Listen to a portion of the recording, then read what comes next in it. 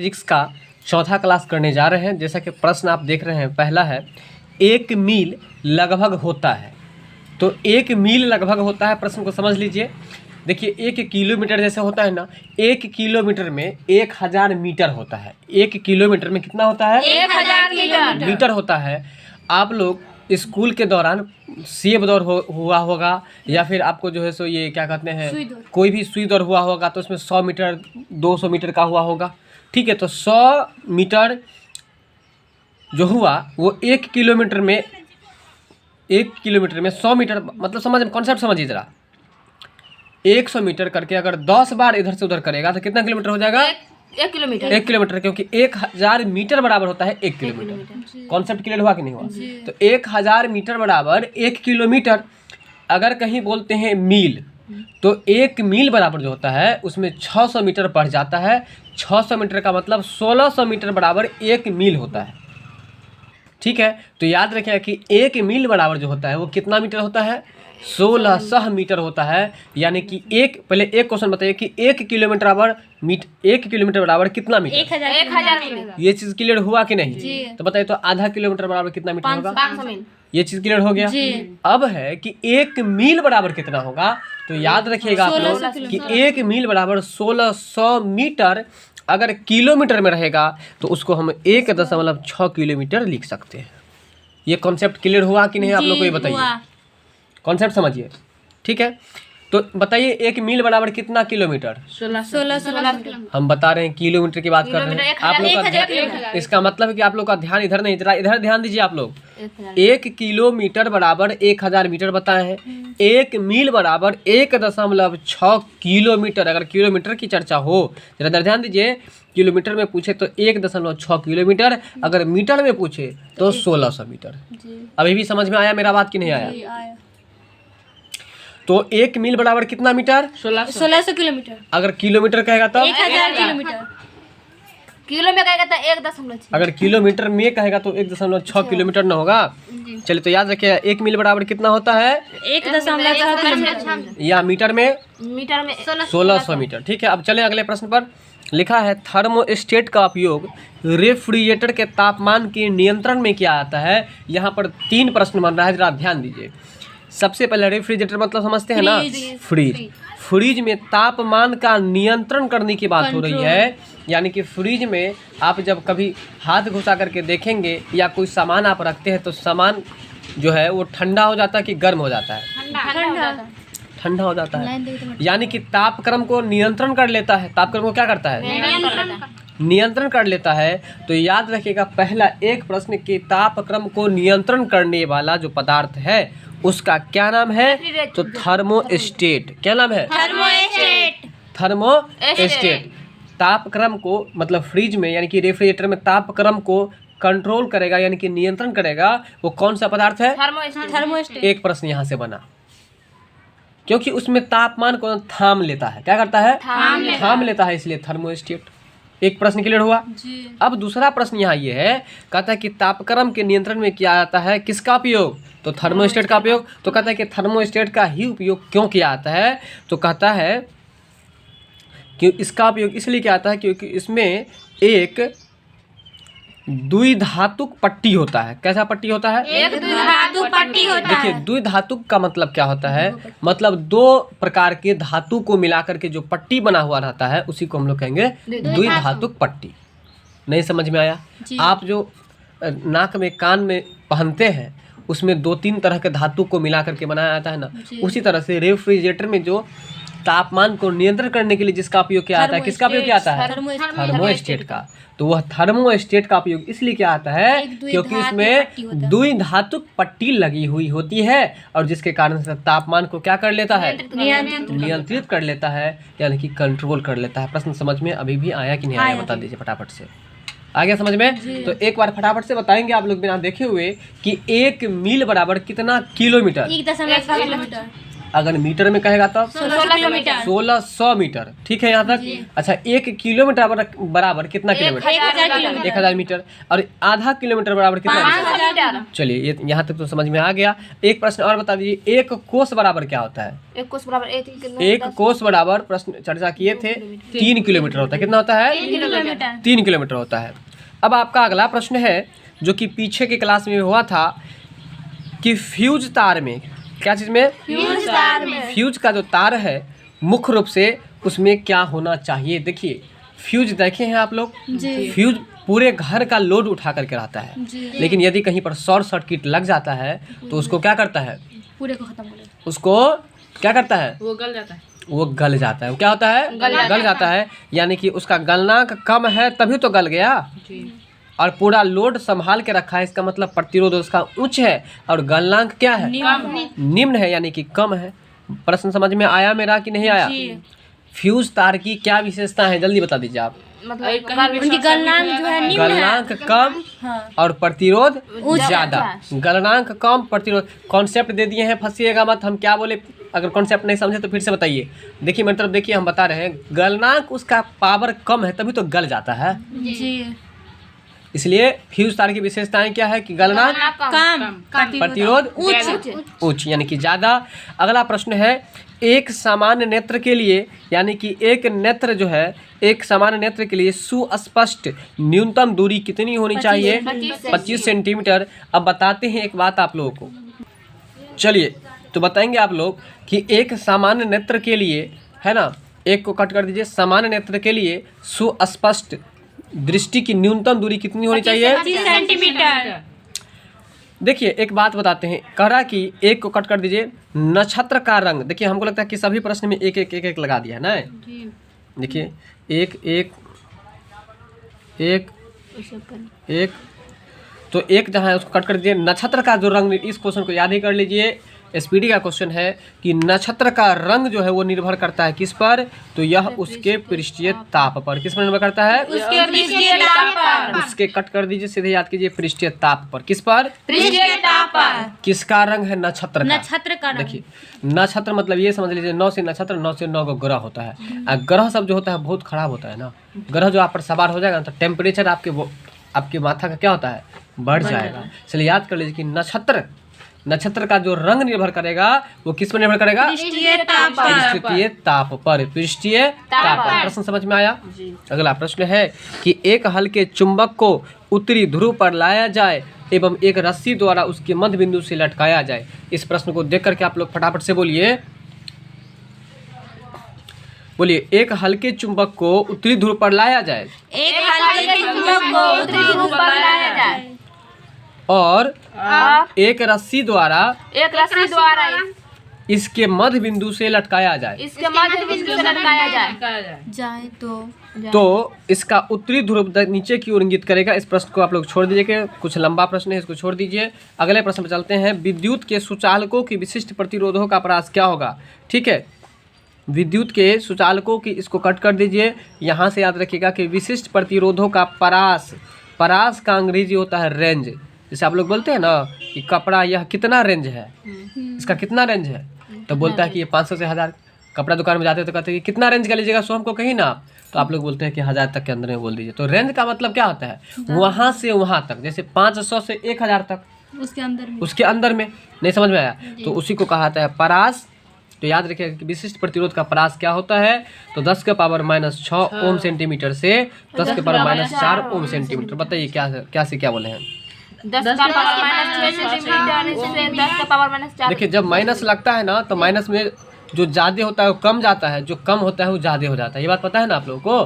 तो इसलिए देखिए 10 के पावर -6 पहले लेंगे और इधर ले लेंगे 10 के पावर -4, यानी कि दोनों में 2 का अंतर ले लेंगे। और ओम सेंटीमीटर है, क्या है? ओम सेंटीमीटर। तो बोलिए 10 के पावर 6 ओम सेंटीमीटर 10 के पावर -6 से 10 के पावर -4 ओम सेंटीमीटर। फिर से बोलिए 10 के पावर -6 सेंटीमीटर से 10 के पावर -4 ओम सेंटीमीटर। बात समझ में आया? तो बताइए विशिष्ट प्रतिरोधों का परास क्या होता है? 10 का पावर 6 10 के पावर -4 ओम सेंटीमीटर। बात समझ में आ रहा है कि नहीं आ रहा है? चलिए अगला प्रश्न है एक कैमरा का उद्भास मापी कहाँ रहता है? मतलब कैमरा, एक को कट कर दीजिए, कैमरा का उद्भास मापी है ना, क्या है? कैमरा का उद्भास मापी कहाँ रहता है? तो याद कर लीजिए, प्रकाश विद्युत सेल में। किसमें रहता है? प्रकाश विद्युत सेल में। इस प्रश्न को भी याद रखना पड़ेगा कि कैमरा का उद्भास मापी कहाँ रहता है? तो प्रकाश विद्युत सेल में। अब देखिए, उद्भास मापी है, जब आप कैमरा से फोटो लेते रहते हैं तो उसमें से क्या उत्पन्न होता है? प्रकाश। फ्लैश जलता है कि नहीं जलता है? तो इसलिए उसे याद कर लीजिए, जब भी कहेगा उद्भास तो याद कर लीजिए उत्पन्न होगा। उसे उद्भास, इधर देखिए जरा, उसे उद्भास उसे उत्पन्न होगा, तो उत्पन्न क्या होगा? प्रकाश। इसलिए प्रकाश विद्युत सेल, और उसमें विद्युत दीजिएगा, विद्युत मतलब बिजली दीजिएगा, और सेल लगा रहेगा तभी तो प्रकाश करेगा, इसलिए प्रकाश विद्युत सेल। तो बताइए कि आपको कैमरा का जो उद्भास मापी होता है वो किसका मतलब वो कहाँ रहता है? प्रकाश विद्युत सेल में रहता है। कहाँ पर रहता है? प्रकाश विद्युत सेल में रहता है। अगला प्रश्न है आपका, द्रव्यमान, जिसको अंग्रेजी में हम लोग कहते हैं मास। क्या कहते हैं? मास। तो मास जो है वह कौन सी राशि है? ठीक है, द्रव्यमान जो है वो कौन सी राशि है?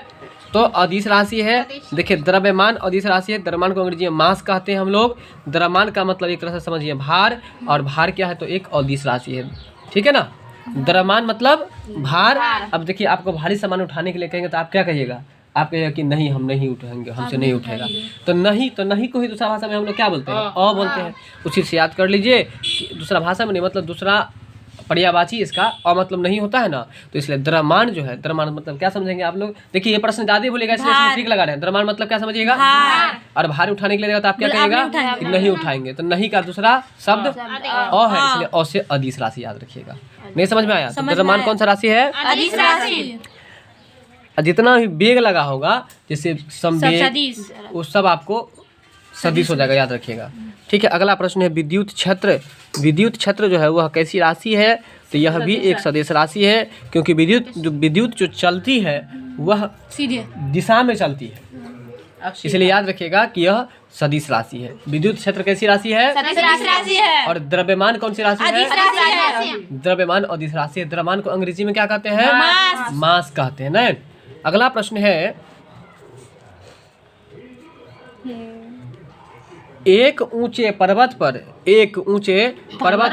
ध्वनि का वेग किसके कारण से घट जाता है? तो याद रखिएगा, एक को कट कीजिए। ऊंचे पर्वत पर आप जब जाएंगे तो आपके आवाज़ का जो गति होगा, आवाज़ मतलब ध्वनि का जो गति होगा वो घट जाएगा, और वह किसके कारण से घट जाएगा? निम्नतर तापक्रम। निम्नतर तापक्रम के कारण से। किसके कारण से? निम्नतर तापक्रम के कारण से। देखिए, जब आप ऊंचे पर्वत पर जाएंगे तो आपकी ध्वनि का वेग घट जाएगा। घटने का कारण क्या है? निम्नतर तापक्रम। निम्नतर तापक्रम। बात समझ में आया? ऊंचे पर्वत पर जब जाएंगे तो ध्वनि का वेग क्या होगा? घट जाएगा। क्या होगा? मेरा प्रश्न पर ध्यान दीजिए, ठीक है। तो जब आप ऊंचे पर्वत पर जाते हैं तो क्या होता है? ध्वनि का जो है, आवाज का जो वेग होता है, गति होता है, वो कम जाता है। और कमने का कारण क्या है? उसको कमने का कारण है तो निम्नतर तापक्रम। निम्नतर तापक्रम। तो बताइए एक प्रश्न कि विशिष्ट प्रतिरोधों का परास क्या होगा? 10 की पावर -6 मीटर से 10 की पावर -4 मीटर। अगला प्रश्न है आपका, पृथ्वी के केंद्र से होकर भूमंडल के विपरीत बिंदु तक एक छेद का भेदन किया जाता है, जो कि गलत लिखा है, भेदन होता है। भेदन मतलब होता है छेदना, छेद करना, आर पार हो जाना।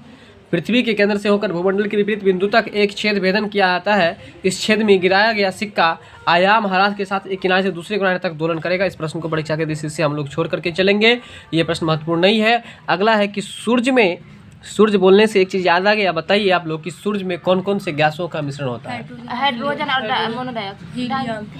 और हीलियम। हाइड्रोजन और हीलियम, ठीक है। जिसका ट्रिक हो गया आपको हा ही, याद रखिएगा। हा से हाइड्रोजन, ही से हीलियम। तो सूर्य में उष्मा हानि होती है। सूर्य में उष्मा का हानि जो होती है वो किसके द्वारा होती है?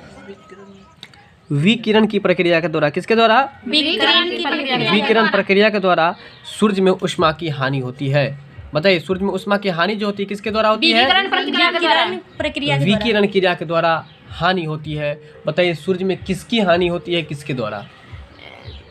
आप लोगों में यही कमी है कि आप लोग प्रश्न को नहीं पढ़ते और हम प्रश्न को बार बार पढ़ते हैं। आप लोग प्रश्न पर जरा पढ़ने पर फोकस कीजिए, नहीं तो प्रश्न याद होने वाला नहीं है और एग्जाम निकलने की तो बात ही छोड़ दीजिए। प्रश्न को पढ़िए। सूर्य में ऊष्मा की हानि होती है और किसके द्वारा होती है? विकिरण प्रक्रिया के द्वारा। अब आप लोग याद रखिए कि सूर्य में विकिरण की प्रक्रिया के द्वारा क्या होता है? ऊष्मा की हानि होती अब है। पूरा एक साथ बोलिए। सूर्य में विकिरण प्रक्रिया के द्वारा ऊष्मा की हानि होती है। सूर्य में ऊष्मा प्रक्रिया के द्वारा ऊष्मा की हानि होती है। सूर्य में विकिरण प्रक्रिया के द्वारा ऊष्मा की हानि होती है। अब आपका अगला प्रश्न है, एक उत्तल दर्पण में उत्तल दर्पण द्वारा जो प्रतिबिंब बनता है वह आपको कैसा प्रतिबिंब बनता है? एक उत्तल दर्पण के द्वारा प्रतिबिंब जो बनता है वह बनता है अवास्तविक बनता है। कैसा बनता है? अवास्तविक बनता है। अवास्तविक बनता है। ठीक है, तो बताइए कि आपके आँख में कौन सा लेंस लगा हुआ है? तो बताइए, सूर्य में जो ऊष्मा की हानि होती है वो किस क्रिया के द्वारा? विकिरण प्रक्रिया के द्वारा हानि होती है। अगला प्रश्न है कि उत्तल दर्पण में, एक को कट कर दीजिए, उत्तल दर्पण में जो प्रतिबिंब बनता है वो कैसा बनता है? अवास्तविक बनता है। देखिए ऊ जो है ना, ऊ याद रखिए, ऊ क्या चीज बोल रहे हैं हम? ऊ ये किस में आता है? अ में आता है। ऊ किस में आता है? अ में आता है। तो अ में जो ऊ आता है, तो देखिए ऊ से उत्तल हो गया और उत्तल दर्पण में जो प्रतिबिंब बनेगा, तो अभी ट्रिक बताया है कि ऊ किस में आता है, इसलिए अ से अवास्तविक, बस ये याद रख लीजिए। तो उत्तल दर्पण में कैसा प्रतिबिंब बनेगा? अवास्तविक। याद रखिए, उत्तल दर्पण में कैसा प्रतिबिंब बनेगा? अवास्तविक।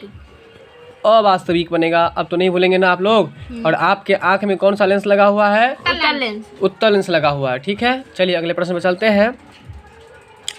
कांच में, कांच का मतलब कांच में शीशा। शीशा में किस रंग का चलिए तो याद रखिएगा कि कांच में किस रंग का प्रकाश तीव्रतम गमन करता है? तो इसका आंसर है लाल। करेक्ट। कांच में ऐसा कौन सा रंग है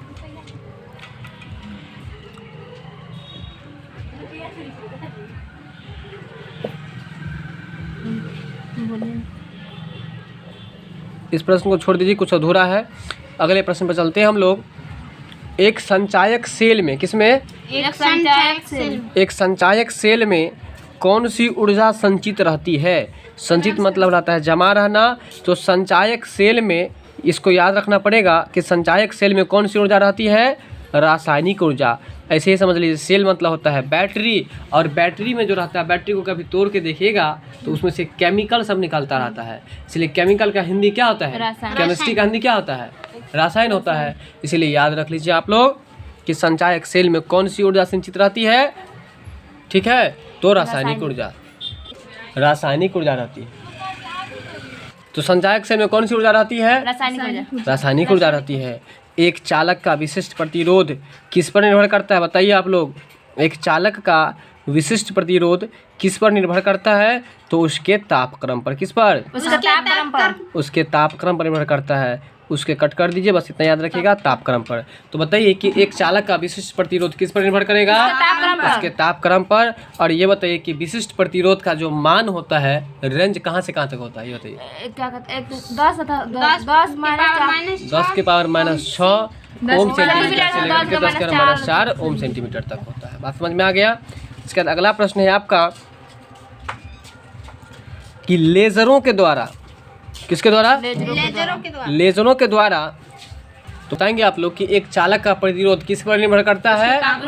उसके तापक्रम पर निर्भर करेगा। ठीक है, चलिए अगले प्रश्न पर चलते हैं। लेजर के द्वारा उत्पन्न त्रिविमीय प्रतिबिंब क्या कहलाता है? देखिए इसमें लेजर द्वारा उत्पन्न, इसको हटा दीजिए, इतना याद रखिए। त्रिविमीय प्रतिबिंब जो है वह क्या कहलाता है? तो होलोग्राम। त्रिविमीय प्रतिबिंब क्या कहलाता है? होलोग्राम कहलाता है। ठीक है, तो त्रिविमीय प्रतिबिंब क्या कहलाता है? होलोग्राम कहलाता है। क्या कहलाता है? होलोग्राम कहलाता है।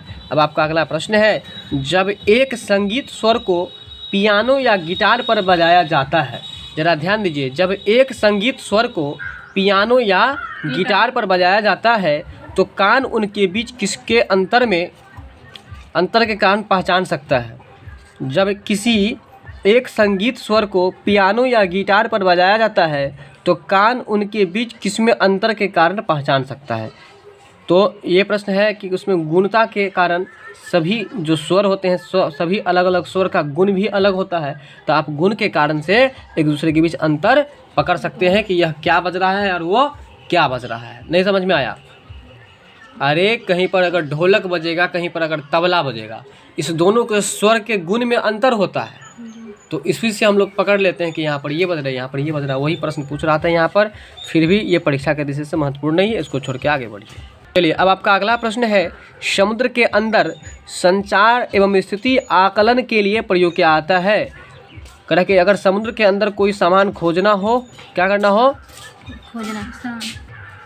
समुद्र के अंदर में यदि कोई सामान गिर जाता है या कोई आपको जहाज डूब जाता है या कोई आदमी अगर मान के चलिए डूब गया, तो उसको जो खोजा जाता है वो किस यंत्र से खोजा जाता है? ठीक है, तो समुद्र के अंदर में यदि कोई गाड़ी गिर जाए या किसी भी प्रकार की वस्तु को ढूंढने के लिए किस यंत्र का प्रयोग किया जाता है? तो याद रखिएगा सोनार का। किसका? सोनार का। अब देखिए बिल्कुल आसानी से याद हो जाएगा। साथ में इसमें दो चीज़ें फंसते हैं, एक सोनार में और एक और रहता है जिसको कहा जाता है रडार में। किसमें? रडार। एक सोनार में और एक रडार में। तो आप लोग नहीं फंसिएगा। मान के चलिए कि कोई व्यक्ति समुद्र में गिर गया। अब समुद्र में गिर गया तो उस समुद्र में जाकर के सो जाएगा ना, तो सो जाएगा तो सो से सोना, सोनार, सोना सोनार। बात समझ में आया कि नहीं? इसलिए बताइए आप लोग कि समुद्र के अंदर में अंदर की स्थिति को देखने के लिए किस यंत्र का प्रयोग किया जाएगा? बात को समझे कि नहीं? अभी भी क्लियर हुआ कि नहीं? अच्छा एक क्वेश्चन और बताइए कि समुद्र के नीचे जो कोई मतलब ढूंढने के लिए जाता है तो कौन सा गैस लेके जाता है? Helium, oxygen.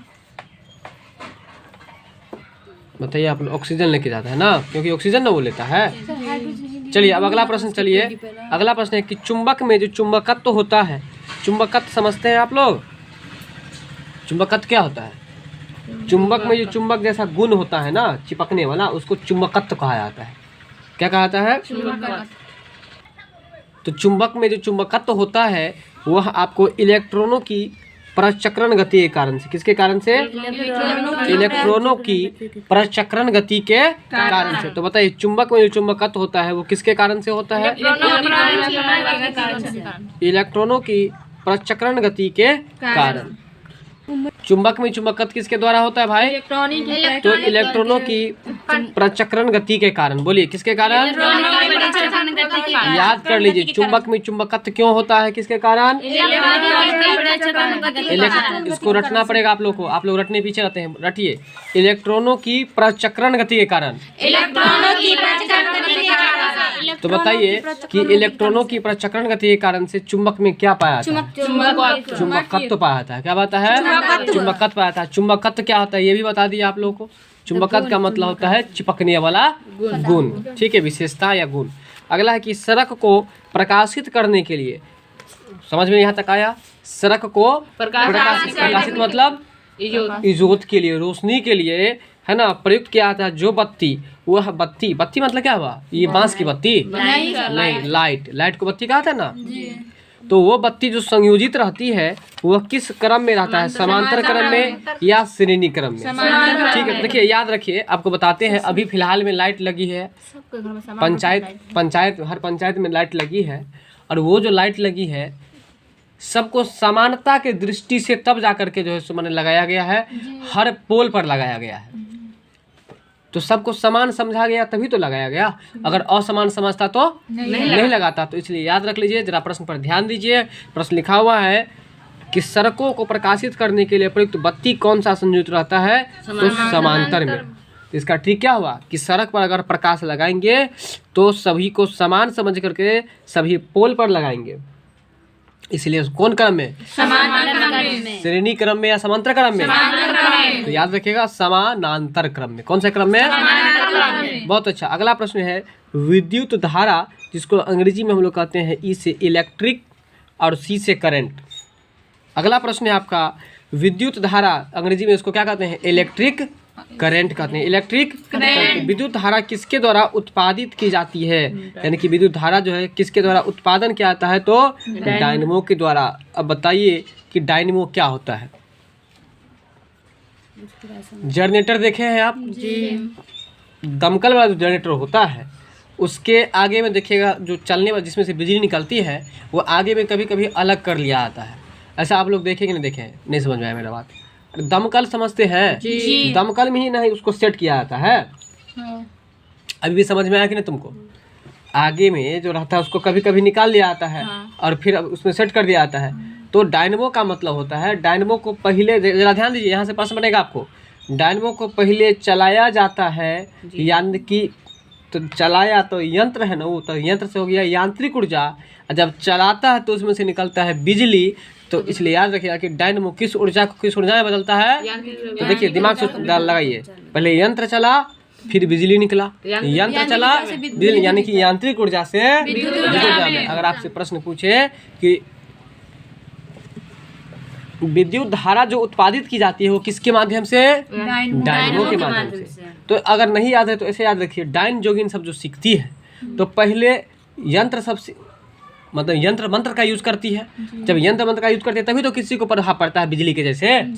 मंत्र पढ़ती है और तुरंत कोई मर जाता है। तो अभी भी ट्रैक सेट हुआ कि नहीं? समझ में आया कि नहीं? बताइए डायनमो किस ऊर्जा से किस ऊर्जा में बदलता है? यांत्रिक ऊर्जा से। अभी इसलिए कॉन्सेप्ट बता रहे थे, बच्चा इसमें फंसता ही फंसता है। इसमें 2 प्रश्न बच्चा फंसता है, एक विद्युत मोटर में और एक विद्युत डायनमो में। तो मोटर का अलग है इसका अलग है, मोटर का है विद्युत ऊर्जा को, मोटर का अलग है इसका अलग है। इसलिए आप लोग समझिए, मोटर में पहले लाइन दीजिएगा तब चलेगा। विद्युत ऊर्जा से यांत्रिक जैसे धिया पुता वाला देखिएगा, जो आप लोग बच्चा सब जो पहले होता था, मोटर सीडी में से टीवी में से निकाल लेता था और एक बैटरी खरीद करके दोनों बगल लगाया तो मोटर चलने लगता है, पंखा चलाता रहता था। देखे हैं आप लोग? नहीं देखे हैं? बड़ा अच्छा लगता था वो सब काम करने में। लेकिन सच में हम भी बहुत कितना रेडियो फोड़ दिए हैं, बात समझे कि नहीं? तो ज़रा ध्यान दीजिए। तो कहने का मतलब मोटर में पहले क्या दीजिएगा? लाइट। मोटर में पहले आप लाइन दीजिएगा। बिजली। अगर नहीं समझ में आए तो देखिए, आपके पास वो मसाला जो पीसते हैं वो कौन मशीन है? मिक्सर मशीन है या जो कुछ ही बोलते हैं। तो आप उसमें लाइट देते हैं तब ना अंदर का मोटर चलता है, तब आपका मसाला पीस जाता है। तो इसलिए तो मोटर ने पहले क्या दिए? विद्युत दिए, और फिर इसके बाद फिर वो क्या हुआ? यंत्र चलने लगा। यानी कि मोटर कहेगा तो विद्युत ऊर्जा से यांत्रिक ऊर्जा, और डायनमो कहेगा तो डायनमो से डायन पहले मंत्र देगी तब ना बिजली के जैसे किसी प्रभाव पड़ जाता है। तो बताइए कि विद्युत तो डायनमो किस ऊर्जा से किस ऊर्जा में, और विद्युत मोटर घड़ी में कौन सी ऊर्जा रहती है? स्थिर ऊर्जा रहती है। यहाँ तक समझने में कोई कठिनाई हो तो जरा बता दीजिएगा आप लोग। नहीं कठिनाई है? अब आगे चलिए। यदि एक चालक के तापक्रम को बढ़ा दिया जाए तो प्रतिरोध क्या होगा? ठीक है, तो याद रखिएगा, ये भी प्रश्न याद रखिएगा आप लोग। यदि चालक के तापक्रम को बढ़ा दिया जाए तो उसका प्रतिरोध क्या होगा? यानी कि प्रतिरोध जो है वह आपको किस पर निर्भर करता है? तापक्रम पर। जस्ट एक प्रश्न पढ़े थे अभी आप कि एक चालक का विशिष्ट प्रतिरोध किस पर निर्भर करता है? यानी कि अगर जरा ध्यान दीजिए कॉन्सेप्ट पर, तापक्रम पर निर्भर करता है। जैसे मान के चलो कि हम इस पर निर्भर करेंगे तो ये कुछ करेगा तभी तो हम भी कुछ करेंगे। मान के चलिए कि हम इस पर निर्भर करते हैं तो ये कुछ करेगा तभी तो हम कुछ करेंगे। तो वही बात है, कहने का मतलब कि विशिष्ट प्रतिरोध निर्भर किस पर करता है? तापक्रम। इसीलिए जब तापक्रम बढ़ेगा तो प्रतिरोध भी बढ़ेगा। कॉन्सेप्ट क्लियर हुआ कि नहीं हुआ? और जब तापक्रम कमेगा तो प्रतिरोध भी कमेगा। अब समझ में आया कि नहीं? तो वही बात लिखा है कि यदि किसी चालक के तापक्रम को बढ़ा दिया जाए तो तापक्रम इसके प्रतिरोध में क्या होगा? वृद्धि हो जाएगा। कॉन्सेप्ट क्लियर हुआ कि नहीं ये बता दीजिए आप लोग। अब आपका अगला प्रश्न है, एक विद्युत बल्ब में ठीक है, विद्युत बल्ब का तंतु किसका बना होता है? एक प्रश्न यहाँ पर ये बन रहा है, विद्युत बल्ब का तंतु किसका बना होता है? देखिए, बल्ब को आप कभी धोखा से टांग के रखते हैं, एक ट्रिक ये हो गया। दूसरा, बल्ब को यदि धोखा से छोड़ दिए कभी तो टन से रह जाता है ना क्या? इसलिए आजकल देखिए विद्युत बल्ब जो उसका फिलामेंट होता है वो किसका बना होता है? टंगस्टन क्या है? अगर आपसे पूछते कि टंगस्टन क्या है तो याद रखिए कि टंगस्टन स्प्रिंग के जैसा रहता है कि ना अंदर में, इसलिए वो एक धातु है। टंगस्टन क्या है? धातु है। और क्यों? तो याद रखिए, कहता है कि टंगस्टन का ही क्यों बनाता है? क्योंकि टंगस्टन का जो गलनांक होता है वो उच्च होता है। कहने का मतलब उसमें गलने की पावर अधिक होती है। लेकिन वही फ्यूज में गलने की पावर क्या होता है? कम होता है। लेकिन वही फिलामेंट में गलने का पावर अधिक होता है। बात कॉन्सेप्ट क्लियर हुआ कि नहीं जी। तो बताइए, अगर बर्फ में अगर दबाव बढ़ा दिया जाए तो गलना का क्या प्रभाव पड़ेगा? घटेगा। सही बात है, दबा के रखते हैं तो हम कम गलता है ना। अगला प्रश्न है, गैसें विद्युत की सुचालक होती है। कहता कि गैस विद्युत की सुचालक होती है निम्न दाब पर। इस प्रश्न को छोड़ दीजिए, थोड़ा सा अल्टर है। अगला प्रश्न है, आश्रित जल। आश्रित जल का मतलब क्या होता है बताइए पहले आप लोग। अगर एक गिलास पानी ले लीजिए आप लोग, और एक गिलास पानी में आप खूब चीनी घोल दीजिए। क्या घोल दीजिए? खूब चीनी घोल दीजिए, या उसमें खूब नमक घोल दीजिए। इतना घोल दीजिए कि इसका अब लगे कि अब घुलेगा ही नहीं। घोलते जाइए, इतना घोल दीजिए नमक और चीनी कि लगे आपको कि अब घुलने वाला नहीं है। तो फिर तो पानी तो उसमें रहेगा। अगर उस पानी में बिजली आप दीजिएगा तो उसका प्रभाव पर नहीं पड़ेगा। उसी को कहता है आश्रित जल। नहीं समझ में आया मेरा बात? अरे भाई साहब, एक बाल्टी पानी ले लीजिए, उसमें नमक चीनी कुछ भी मत मिलाइए। आप जब तक नहीं मिलाए रहते हैं तब तक अगर उसमें कोई वायर रह जाता है, आप ये घटना सुने होइएगा कि बरसात के टाइम में किसी पोखड़ा में तार गिर गया था, जिसके कारण से कोई बैल पानी पीने के लिए गया वो भी मर गया, कोई आदमी नहाने के लिए गया वो भी मर गया। ऐसा सुने हैं कि नहीं आप लोग? ऐसा क्यों होता है? क्योंकि वो पानी में वो आश्रित नहीं रहता है। तो जो पानी आश्रित नहीं रहेगा, जिसमें नमक और चीनी का मात्रा नहीं रहेगा, उसमें करंट लगेगा, और जिसमें नमक और चीनी का मात्रा रहेगा उसमें करंट नहीं लगेगा। तो आश्रित समझे कि नहीं समझे? एक गिलास पानी लीजिए, उसमें नमक या चीनी को घोलते जाइए, तब तक घोलते जाइए जब तक कि घुलना बंद नहीं हो, और तब यदि उसमें बिजली दी जाएगा तो आपको कोई प्रभाव नहीं पड़ेगा। उसी को कहता है आश्रित जल। तो आश्रित जल जो होता है, तो बताइए आश्रित जल में विद्युत आ जा सकता है, मतलब आदान प्रदान होगा? इधर से उधर चलेगा? नहीं चलेगा। जब चल जाता तो होता सुचालक, और जब नहीं चलेगा तो ये होगा कुचालक। अब प्रश्न समझ में आया कि नहीं बताइए? तो ये बात याद रखिएगा कि आश्रित जल, कौन सा जल? आश्रित जल विद्युत का सुचालक है या कुचालक है? कुचालक है। तो बताइए, सूखी हुई लकड़ी विद्युत का कुचालक है कि सुचालक है? कुचालक है। क्या बोले? कुचालक है। और कच्चा लकड़ी? सुचालक। इसलिए आप सुने होंगे कि बरसात के दिनों में यदि कच्चा पेड़ पर कोई तार सट जाए तो उसमें भिड़ना नहीं चाहिए, नहीं तो करंट लग जाता है। अगला प्रश्न है आपका कि चंद्रमा पर, कहाँ पर? चंद्रमा पर ध्वनि का चाल क्या होगा बताइए? शून्य। चंद्रमा पर ध्वनि का चाल शून्य क्यों होगा? क्योंकि चंद्रमा पर हवा ही नहीं है, यानी कि निर्वात है। तो निर्वात में ध्वनि चल सकता है, आवाज चल सकता है? आप बच्चे में एक काम करके देखे होंगे या देखिएगा, आप ये जो जर्दा का डिब्बा होता है वो 2 डिब्बा ले लीजिएगा। उस डिब्बा में आप क्या कर दीजिएगा? छेद कर दीजिएगा। छेद कर देने के बाद दोनों को इस तरह से कनेक्ट कीजिएगा, जैसे कि ये डिब्बा है और यहाँ पर आप एक जगह छेद कर दीजिएगा। इसमें एक लकड़ी लगा दीजिएगा ऐसे करके, और डोरा लगा लीजिएगा। तो एक डिब्बा ये बन गया, और दूसरा डिब्बा एक और ये बना लीजिएगा। इसी तरह से फिर से इसमें छेद कर दीजिएगा।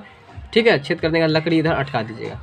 और अगर आप यहाँ हैं और मान के चलिए कि आपसे 1 किलोमीटर कोई बंदा दूर है और यहाँ आप बोलिएगा तो वहाँ उसको सुनाई पड़ता है। ऐसा आप लोग करके देखें या नहीं देखें बताइए? किताब करके देखते नहीं थे। क्या है? किताब से कुछ बोला। चलिए तो बताइए कि चंद्रमा पर ध्वनि का चाल क्या होगा? शून्य होगा। ये तो समझ में आ गया। अगला प्रश्न है डायोड। क्या लिखा हुआ है? डायोड लिखा हुआ है। डायोड जो है एक इलेक्ट्रॉनिक बल्ब है। क्या है? डायोड इलेक्ट्रॉनिक बल्ब है। इस प्रश्न को आपको याद रखना पड़ेगा। ठीक है, डायोड क्या है? तो एक क्वेश्चन को देख करके रटिए फटाफट से। अगला प्रश्न है काम करने की शारीरिक क्षमता को, है ना, देखिए आप इससे पहले ही पढ़े होंगे, कार्य करने की क्षमता को ऊर्जा कहते हैं। ठीक है, तो शारीरिक लगा दिया है, इसको कट कर दीजिए। काम करने की क्षमता किसे कहते हैं? तो ऊर्जा को। थोड़ा उल्टा कर दिया है, बस इतना याद रखिए कि काम करने की क्षमता को ऊर्जा कहते हैं। चलिए बताइए, समुद्री मील दूरी की एक इकाई है। समुद्री मील जो है वो किसकी इकाई है? नौ परिवहन की। समुद्री मील किसकी इकाई है? नौ परिवहन की। समुद्री मील किसकी इकाई है? तो बताइए आप लोग कि 1 मील बराबर कितना मीटर होता है? 1.6 किलोमीटर। हमारे प्रश्न पर जरा ध्यान दीजिए, अभी सेशन को लास्ट करने वाले थे हम। 1 मील बराबर कितना मीटर होता है? 1600 मीटर होता है। बताए थे मीटर जब कहेगा तो 1600 मीटर हो जाएगा। किलोमीटर कहेगा तो किलोमीटर कहेगा तो 1.6 किलोमीटर होगा। अब आगे चलिए, तो समुद्री मील जो है वो किसका मात्रक है? 9 परिवहन की है। और कार्य करने की क्षमता को क्या कहते हैं? ऊर्जा कहते हैं। डायोड क्या है? बाल्ब। बाल्ब क्या बोलेगा? बाल्ब नहीं, बाल्ब। क्या याद रखिएगा? बाल्ब है। चलिए, गैस विद्युत का सुचालक होता है, इसको छोड़ दीजिए। आश्रित जल जो है विद्युत का क्या होता है? कुचालक होता है। सुचालक या कुचालक? कुचालक। अच्छा, ये बताइए कि अगर इस पेन को बिजली में सटाए और हाथ ऐसे रखे तो बिजली लगेगा? नहीं लगेगा। क्योंकि ये जो प्लास्टिक है वो विद्युत का क्या है? कुचालक है। वही अगर पेंसिल जो है, पेंसिल को अगर बिजली में रखेंगे, क्यों सुचालक है? क्योंकि ग्रेफाइट उसके अंदर में रहता है और वो ग्रेफाइट विद्युत का सुचालक होता है, इसलिए उसमें करंट लग जाएगा। तो बताइए कि चुंबक में चुंबकत्व जो होता है वो किसके कारण से होता है? उसकी ताप। इलेक्ट्रॉनों की प्रचक्रण गति के कारण। किसके कारण? चलिए बताइए कि संचायक सेल में कौन सी ऊर्जा संचित रहती है? कौन सी ऊर्जा? संचायक सेल, हम बताए थे संचायक सेल। सेल मतलब बैटरी, बैटरी में केमिकल रहता है, इसलिए रासायनिक ऊर्जा। ठीक है। अब बताएंगे आप लोग कि समुद्र के अंदर संचार या स्थिति के आकलन के लिए किसका प्रयोग किया जाता है? सोनार का। ठीक है। वीडियो अच्छी लगी हो तो लाइक शेयर सब्सक्राइब जरूर कीजिएगा।